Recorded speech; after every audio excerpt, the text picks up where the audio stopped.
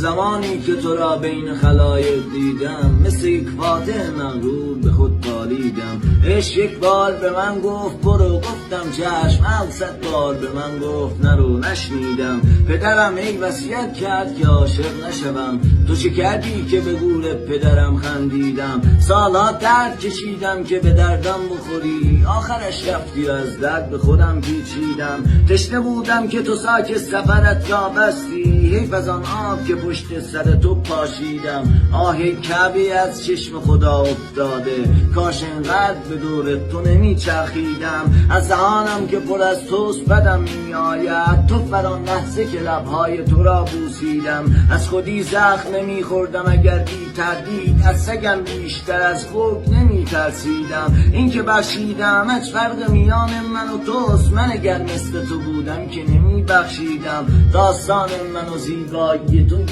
خط است، بچگی کردم از لای لجن گل چیدم. دلبر